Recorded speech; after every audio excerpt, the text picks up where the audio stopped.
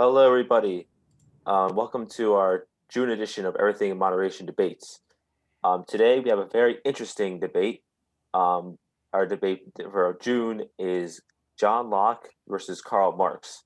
For John Locke, we have Danny will be representing John Locke, and we have a brand new guest representing Karl Marx. And Mike, would you mind introducing yourself to our viewers? Yes, hello. Thank you, Christian, and everyone for inviting me on. I'm very happy to be on this podcast.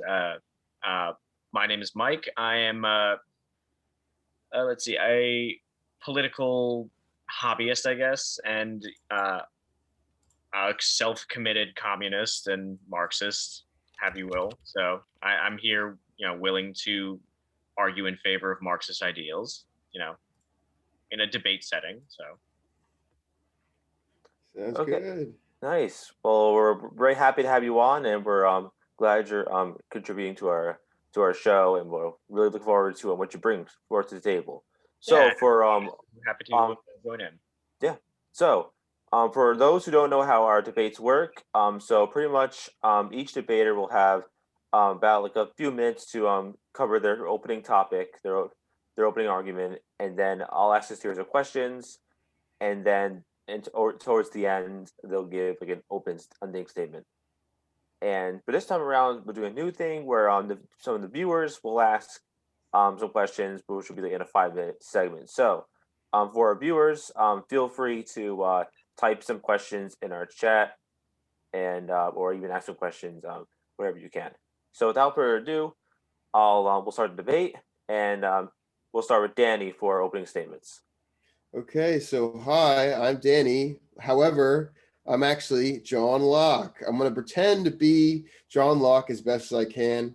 I've done a little bit of research on him, and I would say I know his general personality and his philosophy. So let's just go. I'm John Locke for today. Okay, and it's weird because the reason why I'm saying it is because his philosophy is very different from like what we like say from today. Like he was the start of liberalism, which is an ideology that was created in like pretty much the 1600s, where they were talking about the natural rights and natural laws of human beings. So they primarily focused, really, John Locke on those two aspects. However, a lot of his takes on both those contradict each other. However, I will try to, in the best of my manner, be true to what he taught in his philosophy. Another really important thing for John Locke is property, and we'll get into that later, I'm assuming, in other segments.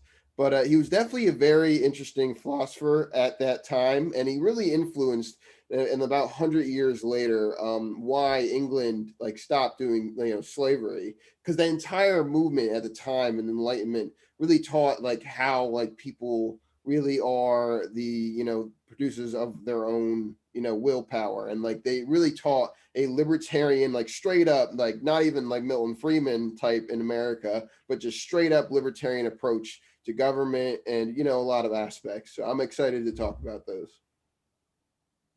Thanks, Danny. Mike.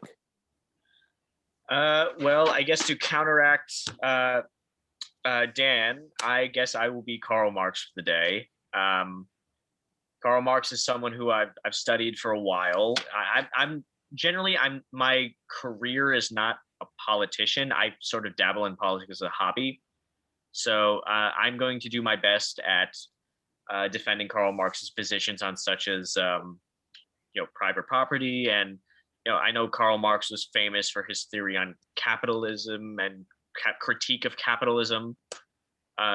His critique as in the exploitation of workers and such, and I want to do I know a lot of historical what's it called, historical statements on how his theory has been portrayed and bastardized and taken advantage of and that sort of thing. So I want to try to do my best to defend his theory of thinking when it comes to private property or such with modern critiques, I guess. Okay, thank you, Mike. So we'll go to the first question for Danny. So John Locke's principles are based in the Constitution. For example, life, liberty, and the pursuit of happiness is based off of John Locke's life, liberty, and property. However, the Constitution has been under fire by the Biden administration and many members of the Democratic Party. Does this mean there is a problem with John Locke's philosophy? That's a good question. Just kind of out of the bat, like looking at John Locke's, like at least his main principles, of life, liberty, and property. I would say that like him being a really old philosopher, there's definitely like some parts you can really argue are a little contradicting at times. For example, when we look at his property, like what he like views in property, right? He goes and says three principles. I'll state them now. One may only, appropriate as much as one can use before spoils. That's his first principle. Second one is one must leave enough and as good for others, which is considered the sufficiency restriction. And then the third one is one may supposedly only appropriate property through one's own value or one's own labor, right? So that is probably like the most important one here, is that labor is connected to property directly. So here's the thing: when we're looking at our society, first of all, the spoilage restriction, is completely meaningless in how money is now. It's fiat money, so like value isn't really stored in a medium. So that entire theory is thrown out the water, when it comes to John Locke. And the second is the creation of a private property. For the second one is enough is good, because in a society, especially America, there's a lot of land here. You could pretty much get anywhere. So enough is good. That principle doesn't really apply in a mass scale, right? So when we look at Locke, we really need to take him at face value, and we extract from his principles, at least in our Constitution nowadays. Is Biden really doing anything, with those? I would say the biggest thing that Biden would be doing here that would go against John Locke's principles is the fact that there's a lot of people upset with the current administration. And there's a lot of people upset, I would say, with a lot of administrations. I mean, this is America. A lot of people, are really upset about how at least our Congress runs. Our approval rating is very low. So John Locke would argue that because of this, people should be able to seek a medium. And if they can't, then they have the natural right to rebel. So, when you look at the January 6th riots from a John Locke perspective, he would say that makes sense because those people are very upset. So I would say that from the one principle from John Locke, he would say that there is reason for people to be doing activities like that. And whether or not the government is going to be doing something against it is another question. Okay, nice job, Danny. So my next question is for Mike. Today in America, there is an ongoing movement that has described themselves according to Marx. This organization, which many people are familiar with, which is called Black Lives Matter, or BLM for short. The founder of Black Lives Matter, also say co-founder, has said that the members of BLM are trained Marxists, and even herself has described herself as a trained Marxist. And over the past summer, these I'll say quote unquote Marxists for now terrorized our streets by setting buildings ablaze, killing people, and destroying people's property, and saying they were doing this in the name of social justice. For you, in your opinion, do you condemn this type of behavior, and how would Marx react? And if you do, what would be an alternative? Okay, very good question. First of all, I want to say that I do condemn violence and destruction of property. First off, that's a given. But at the same time, I do understand the problems. I do understand the reason why that has occurred. The way you word the question with Black Lives Matter, equating Black Lives Matter with Marxist theory.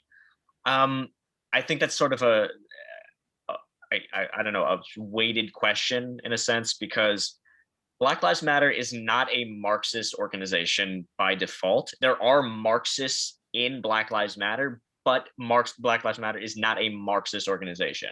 You don't have to be a Marxist to be a Black Lives Matter person. You know what I'm saying? So, the it's a sort of a misleading question, I'd have to say. Let's see. How would I? What was the other part of the question, if I might say? The other part of the question was, well, also people, is it, do you condemn the type of behavior, and also, what would you do as an alternative? I do condemn the type of behavior. I do. Violence should always be, if anything, the last, or just destruction of property should be the last, reason, uh, last matter. But I'm saying I do understand the reason why, because these people in Black Lives Matter, they feel so fed up that they have no choice but to burn things down. It's basically as like a last resort. It's a knee-jerk last resort thing. But do I find it appropriate? No, I don't. And as an alternative, I'd stick with the more Martin Luther King route of peaceful protesting. But at the same time, when you have police misconduct, where you have multiple cases of police beating up peaceful protesters and then claiming that they're the violent ones, I'd say I have no answer to that. I do. So I condemn the violence, but at the same time, I understand it. Okay, thank you for your thoughts. Real quick, you're going to make a rebuttal. Make it quick. We can reply right to the continued debate. Yeah, and Mike, if you ever want to jump in, especially from my question before, just let me know, and we could definitely talk about it if you have anything like you don't agree. But I'm just going to jump in here real quick on the point of Marxism. I'm not going to say anything against the BLM movement and the actual material. What I will talk about is the communist roots, at least how he said it was the Marxist roots of the BLM movement.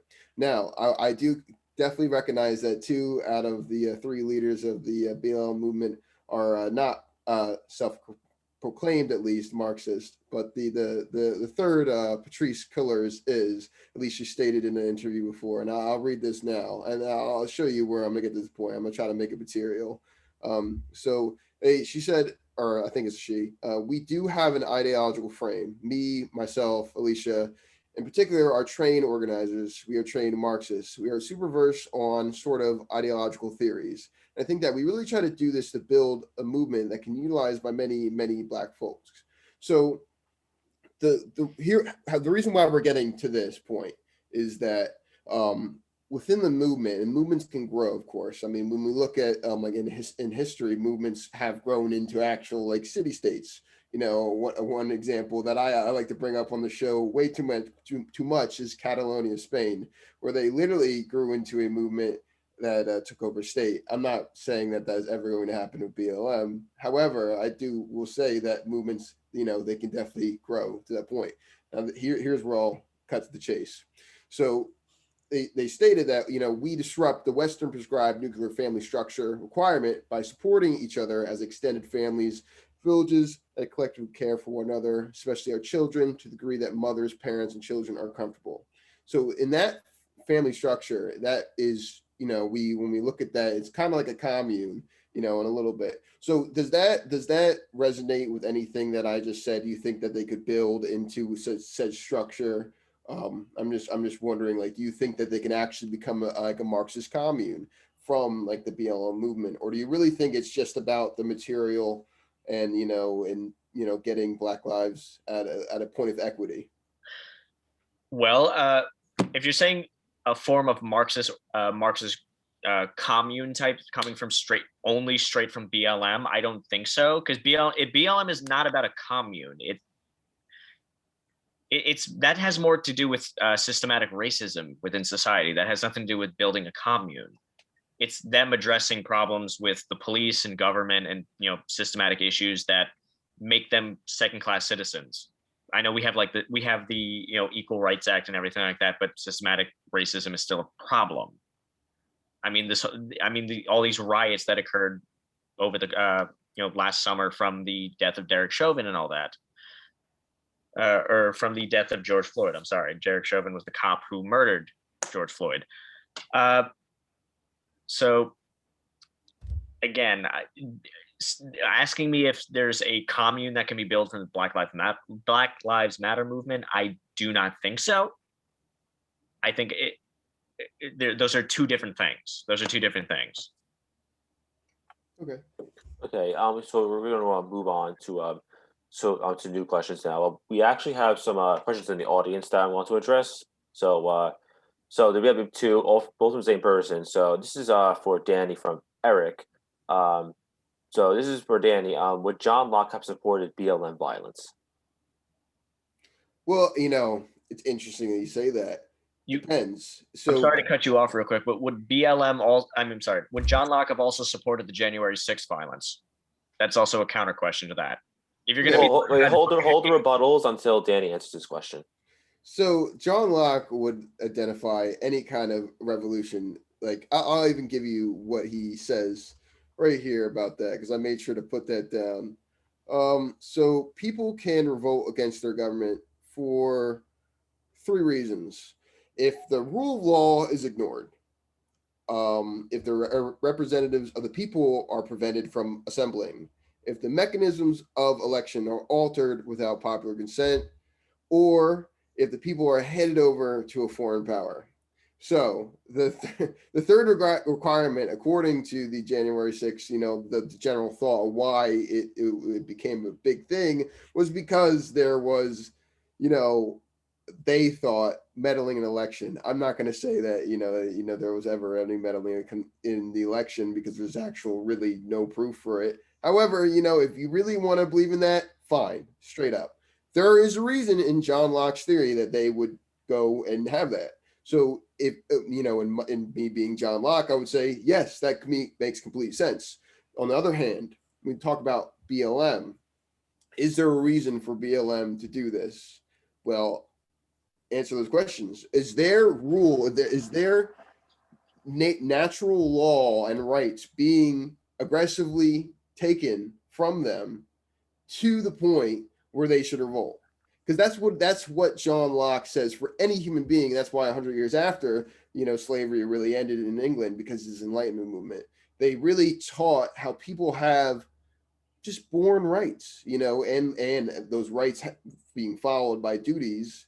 If when you talk about the BLM movement, why are they mad? Almost every single time, the reason why it was made was literally because someone shot somebody in Florida using a law that was kind of a little iffy, at least, a lot of people would say. So does that go against Black people, or at least the BLM movement's ideology of, it's going to be, taking away their life? I mean, that's a literal principle that he would say is a part of natural law. Are they taking their life for a wrong reason? If that is wrong, then guess what? It falls under the same category. So John Locke has definitely a vast, encompassing viewpoint on this, but it's very interesting, and it speaks to the definition of liberalism, at least the original one. Mike, do you have a response?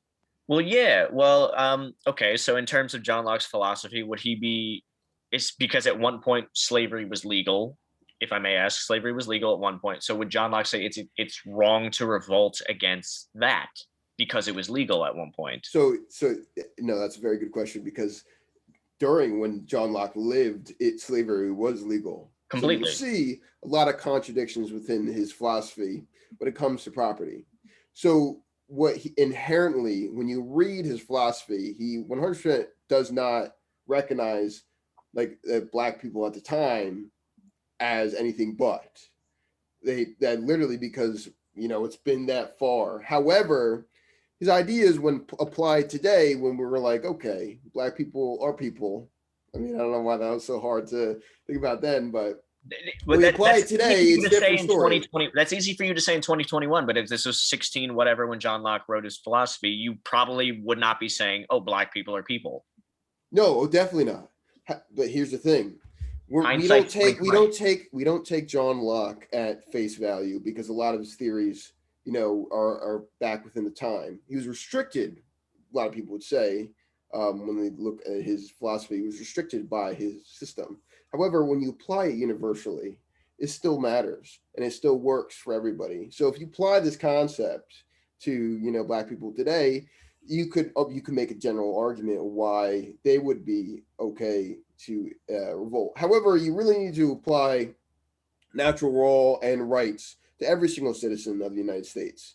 So is your right to go and, you know, protest at the Capitol or create a riot or insurrection, whatever you may have you. Does that go against the right of your other citizens, and how much so? He doesn't really talk about that in his philosophy, like when the proportions of when, you know, in a society it calls for a revolution. However, he does, you know, I mean, he's one of the primary thinkers of why, you know, America revolted, you know, in the Revolutionary War, you know, and he is, a lot of his, you know, reasoning is tied behind taxes, but I'm that was a gonna Dan step problem. in now. We're gonna move on to the next question. So this is Eric's second question for Wait, Mike. if I might say one before you move on real quick, I just want to finish up the Make it quick. yeah, that points out the difference between Karl Marx and John Locke. Marx thought into the future. He thought centuries ahead. He didn't really think of things as in terms of race, things of like that. He thought only in terms of equality. People are people. He knew even then that slavery was wrong, incredibly wrong. He never. John Locke, I'm sure, probably didn't think in that terms of black people being people. So You know, that's the hard difference. to talk about his philosophy. Sorry, Dan, But, we got you to know, move on that's to a the good next point. question. So this is for Eric. This is Eric's question for Mike. I agree with a lot of Marx's critiques of capitalism, but I don't necessarily think that communism is the right solution. Do you think that socialism is a good middle ground between the two? Question to me? Yes. Yeah, I do believe socialism is a good middle ground. I believe I believe in a right to things such as healthcare. I believe in a right to basic living things, roof over your head, such as that. You know, just basic necessities. I'm not talking about giving people free commodities. Obviously, there's incentive to work there. I'm not saying nobody has incentive to work. I'm saying there's you still give people incentives to make money, to buy commodities such as TVs, washing machines, computers, cars, that sort of thing. But there should be a bare minimum. There should be a bare minimum in human decency. Everything does not have to be privatized. Everything does not have to be commoditized, where you have to pay you have to pay a price tag. It makes no sense as a society as a whole. We're essentially a collective. There's like the talk about more freedom. You want more freedom? You talk about having the most freedom for society. Then you give people the ability to demonstrate how free they are by giving them bare necessities to be able to live instead of Thanks. If I could have a response to that. Yeah, make it quick, you, Danny. Anthony. I'll make it Make it quick. quick. Give me a minute. So we talk about the three principles of John Locke, you know, life, liberty, and property. Property is the big thing that goes against general socialism. All right. So when we talk about socialism, difference with communism is the act. It's the going against. It's going to actually revolt against the society. Socialism is accomplished through reform. However, the concepts are relatively similar. You know, the people are all the businesses are nationalized. So when we talk about property, right? If all businesses are nationalized, and we've seen these in Catalonia, Spain, that's a perfect example. When you look at the market system there, when people go and want to buy things, it's property. And John Locke would argue that, you know, especially within the mode he had, that people should be able to buy at any time they want, and that is part of their liberty too. So those two are interconnected. So his critique of socialism in that way would be that I, as a consumer, can't buy whenever I want, and it shows in Catalonia, Spain, at least that example of communism.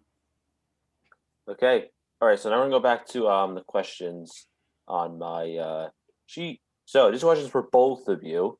So both Karl Marx and John Locke both have very different ideologies, but how does your philosopher closely resemble how America is today? So we'll start with Mike. Actually, no, sorry, we'll go to Danny instead this time.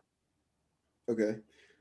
So John Locke, the reason why he would probably be more associated with, American politics today, would be just because it really based off his system was based off the Constitution, life, liberty, and the pursuit of happiness. That's the difference between the two, property and pursuit of happiness. I don't know why they split ways there, but that one sounds nicer. I'll say that much.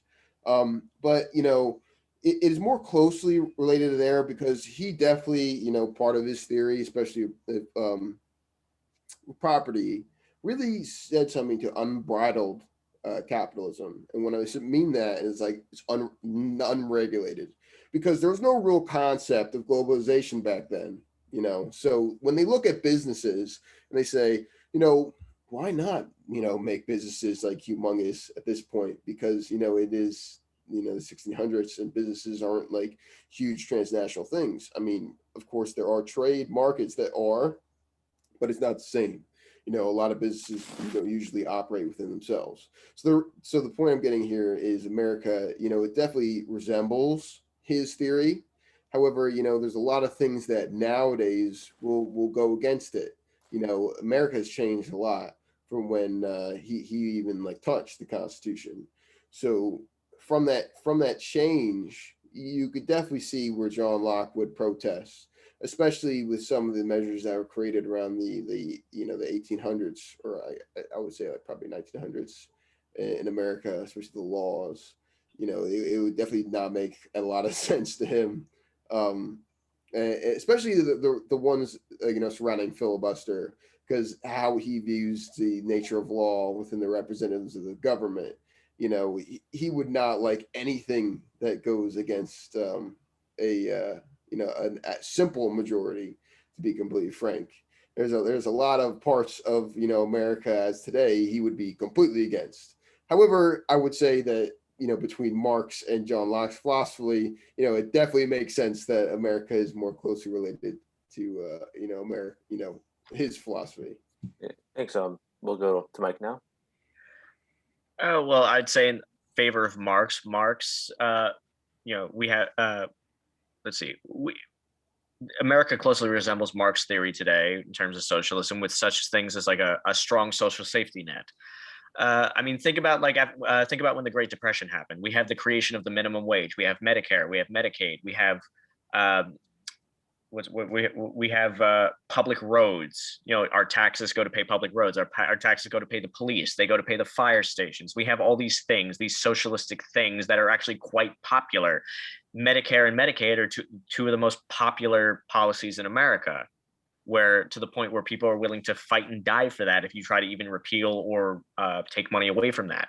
Those are socialistic policies that come straight out of Marx's philosophy. Marx's philosophy was able to create a social safety net like labor unions, teacher unions. It protects against neoliberalism. It protects against monopolies. Monopolies are illegal in this country now. You can't have one corporation owning everything. Those are all tendencies from Marx's theory. And they're all necessary for protecting everybody as a whole.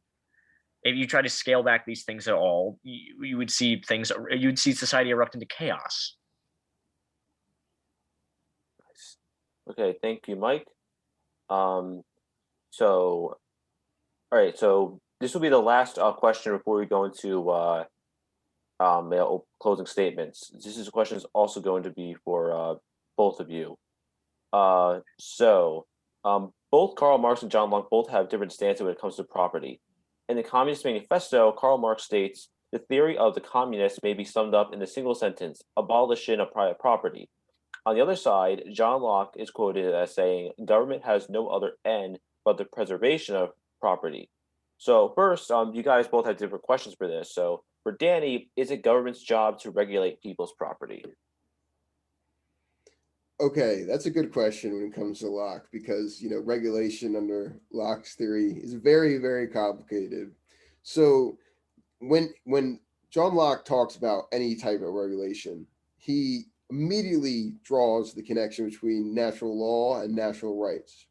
So like he would talk about it. Say if you had like some antitrust law you wanted to show John Locke real quick, way back then, he'd be completely clueless. But if you were apply it today, he'd be like, yeah, this makes sense. a company trying to, really become so huge that it monopolizes and creates a price that is, higher than a consumer would pay for it. Obviously he would be really against that. Why? Because he views it, if we were to be completely like centered here, that the state of nature is preferable over like a real like complete system like hierarchy, right? So he'd rather have the people being able to like buy something than having to pay it at like a premium price for zero reason. And it's because he would say that that's a violation of my human right. In that sense, I would view that he would evolve to that. Um, but when it comes to property and John Locke, you really have to apply it to what he thought back then. So, property was, connected to labor. So it really didn't have any concept of a market system. So it is lacking that. And there's a lot of things that he doesn't, really account for. And he views labor as this thing that, you can apply to, like, say, if you're a big businessman, you can go, oh, I'm going down and buying these places in Africa, at least at the time, in the 1600s, buying all these houses in Africa, and this is how much they will make property. This is part of labor, but he doesn't apply it to the market system. So I'd say that, part of his theory is lacking, especially when it comes to American capitalism now. But, I would say that most of it still applies. Gotcha. Okay, Mike. My question for you is: do you think abolishing private property is a good thing? Well, it depends on what your definition of private property is, because I find there's a gray area when you talk about private property. Like if you're talking about abolishing private property, like I'm going to come and confiscate your toothbrush. No, I don't believe in. I'm not. I have no reason or reason to believe that someone's going to come and take your toothbrush. You're allowed to have basic. You're allowed, to own a toothbrush. But in terms of like the more important thing in the conversation is there enough to go around? Is there enough for like make sure everybody has a roof over their head? You want to talk about like abolishing, like not abolishing, but like taking care of the homelessness problem. Make sure everybody has basic necessities, has a roof over their head, so they're not dying from exposure to elements and such like that. If you want to, if you, I'm the type of person who believes once basic necessities are met, you can worry about things like having buying a second home or a vacation home or something like that. What matters first is making sure everybody is protected. There's a safety net for all. And the critique that I hold on private property, and speaking on philosophical terms, is the hindering of production within a capitalist society. If capitalism thrives within our country and vice versa, it's because it's essentially a collective whole that makes up our entire workforce. For example, when we look at Adam Smith, a lot of Marx's work is based upon Adam Smith. He said each person should be designated a role in creating a product. In a capitalistic society, we're working for our corporate overlords. Okay, we're not working for society as a whole. We're working so we could just make them money. And essentially, I find that incredibly problematic, because it's basically to your corporate overlords, to your bosses, you're just a cog in the machine that can be easily replaced that's being paid petty wages. It's disgusting. I find it morally objective. Mike, so I mean, interject real quick, and Make it quick, Danny. Probably take the rest, but I really have a question just for you, and I think this would be good to explore. Make it quick for is your philosophy more aligned with democratic socialism or socialism as a whole? Because you said buying a home. When you talk about actual socialism and like when it's actual practice, like anarcho-syndicalism in Catalonia, Spain, you couldn't buy a home; you were designated a home. So would you prefer democratic socialism with safety net that you're talking about, where a lot of people you'd have universal basic income such? Would you rather have that, or would you say that socialism in itself is a better system? I find elements of all agreeable. I am above all in agreement with socialism. but I also believe in such as like a UBI and stuff like that is a necessity, because especially in this day and age where things are being, where jobs are being taken over by machines and such like that, a UBI would be a good way to fill in that gap, So you to wouldn't prefer subsidize any, that gap you in wouldn't lack of prefer any is my labor. question. It's just that, would you prefer a market system or the actual form of socialism? I'd say I lean more towards a socialistic thing, but there's So like pros and you cons of lean more towards like there are democratic. pros and cons of Hold both. on, we have to move on for closing statements because we don't have much time left. So Okay. for closing statements, we'll start with Mike since Danny started off with opening statements. What should I say in terms of closing statement? Oh, just say whatever you want the viewers to get out of it. Oh first of all, thank you for inviting me on. I had this is an enjoyable experience. I hope that someone somewhere was able to get a sense of a better sense of knowledge in terms of Marxist philosophy, and they can make their own decisions on what to follow and what to agree with and such. But yeah, I it's always good to believe in society as a whole instead of individualism. Individualism, it's I say it's more toxic compared uh to the overall picture of society. So it's good. It's it encourage capitalism, in my opinion, encourages greed, selfishness, and that. So socialism is more encouraging empathy and helping towards your fellow citizen. So uh, read more. So if for anyone who's watching this, I say read more on Marx and socialism. And I'm not saying take word for word to heart, but I'm saying make your own decision, because I know socialism and communism has a negative stigma due to history. So We have it's to best wrap be, it up a little bit. To make it's okay. So it's best to make your own judgment for reading yourself, reading Right. it by yourself. It's Danny. Very quick closing statement. Yeah, real quick closing statement. So I'm very enjoyed researching John Locke and his philosophy. And I really want to say that, take his concepts literally, life, liberty, and property. So, that was probably the center of his argument. So don't even take it from his like regular, philosophy, because that's real old. You can take it from a lot of other things, but his central concept is really one of, the human spirit and nature and law, and how we interact as humans. So, yes, socialism is very good. And, you can see how when you look at it broadly, it is a good concept. But you have to also look at the fact that, you are humans, you're going to have wants and such. So look at those two things very intensely. And I think you will come at your own